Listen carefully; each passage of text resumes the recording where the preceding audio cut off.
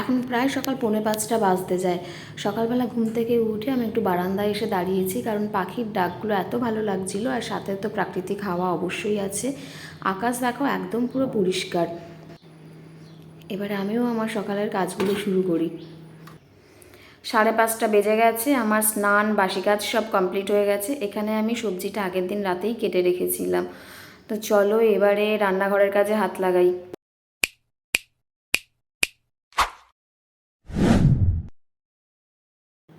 Good morning, সবাই কেমন আছো?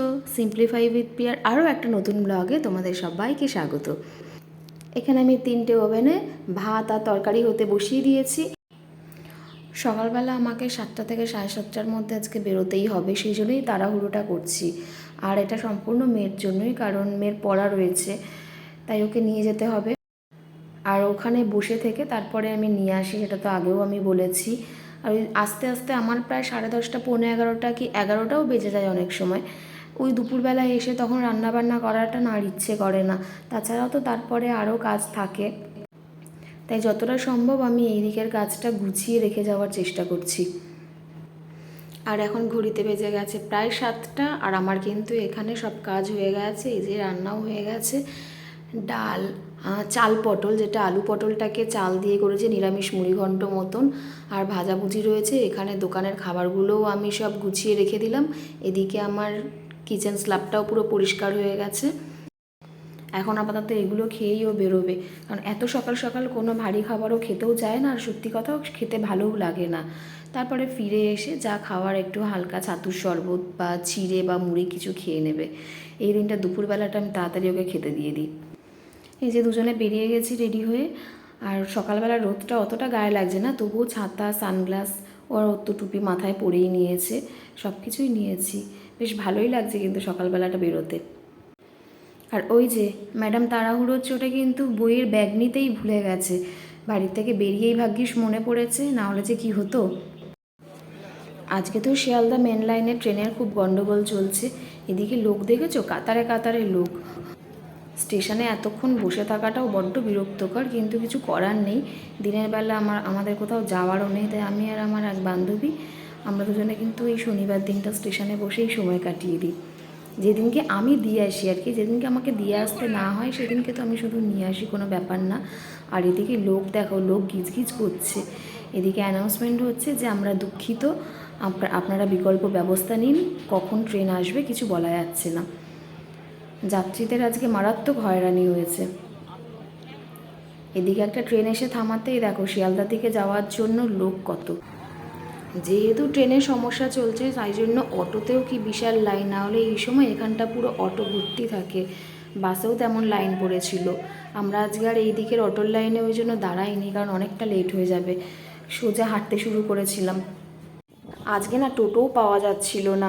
আমাদের লাক ভালো ছিল বলে আমরা হেঁটে আস্তে আস্তে একটা ফাঁকা টোটো পেয়ে গেছি, তাই ওটাতে করেই ফিরছি।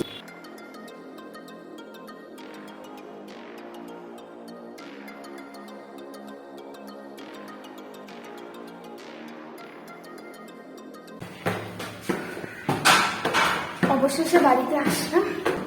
আজকে রাস্তায় প্রচণ্ড ট্রাফিক। এবারে যাই ঘরে গিয়ে ফ্রেশ হই। আর এখানে এই যে দুধ নিয়ে এসেছি, এটা দিয়ে এখন হোয়াইট সস করবো। আর এই যে ফ্রেশ হয়ে একটু কাজকর্ম আছে সেরে পরে আবার তোমাদের সঙ্গে কথা বলছি। বিকালবেলা অঞ্জনা এসেছিল, আমরা দুজনে একটু বেরিয়ে গেলাম ঘুরু ঘুরু করতে, ও স্কুটি করে। না না, ঘুরতে একদমই না, বেরিয়েছিলাম একটু দরকারি। তো সেখানে কাছেই ছিল আরেক বান্ধবীর বাড়ি। যদিও সেই বান্ধবীর বাড়ি কিন্তু আমার বাড়ি থেকে স্কুটি করে হয়তো হার্ডলি 5 মিনিট লাগে, কিন্তু তবুও যাওয়া হয় না। আর ওর সঙ্গেও আমার কিছু দরকার ছিল, দরকারটা হয়তো ফোনেই মিটে যেত। যেহেতু ওর বাড়ির কাছে গেছি, সেজন্য ভাবলাম যে চলো এক কাজে দুই কাজ করে আসি গিয়ে আমরা চলে আসলাম মোড়ে। ও আমাকে সকালবেলাই বলেছিল ফোন করে যে মোড়ে যাব, একটু দরকার আছে তোদের ওখানের মোড়টাতে, তুই কি আসবি? আমি বললাম কেন নয়, তুই আয়, আমি আসবো। অ্যাকচুয়ালি ওর যে জিনিসটা দরকার সেটা ওদের ওখানেও পায়নি, হয়তো আউট অফ স্টক হয়ে গেছে, সেজন্য এখানে এসে খুঁজলো। যাই হোক, কিছুক্ষণ খোঁজার পরে ওর জিনিসটা পেয়ে গেছে। আমি আজকে কিছু কিনিনি, আমি জাস্ট ওর সঙ্গেই এসেছি। এই বক্সের এগুলোই তো নিয়ে গেছি আমি। আর একটা আছে তোর হলুদ রঙের ওপরটা নিঃসন পাপড়ির কৌটো যেরকম হয় ওই রকম দেখতে, ওটা খুব নরম, এটার থেকে ওটা নরম। ওটা তো ওইখানে দিয়েছিল আমাকে।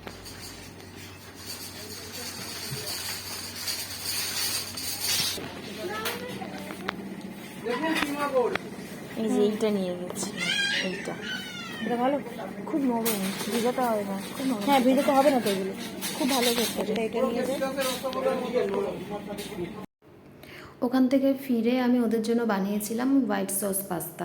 আজকে যেহেতু নিরামিষ শনিবার, তো পেঁয়াজ রসুন দিয়ে পাস্তা করার কোনো প্রশ্নই আসে না, সেই জন্যই হোয়াইট সস পাস্তাটা করলাম। আর সেটা খেতে খেতেই আমরা দুজনে গল্প করছি, আর আমাদের মেয়েরা গ্রুপ স্টাডি করছে ঘরে বসে। আজকের ভিডিওটা আমি এখানেই শেষ করছি। ভিডিওটা ভালো লাগলে অবশ্যই একটা লাইক করে দিও, চ্যানেলে নতুন হয়ে থাকলে চ্যানেলটিকে সাবস্ক্রাইব করে নিও। দেখা হচ্ছে আবার পরের ভিডিওতে। টাটা।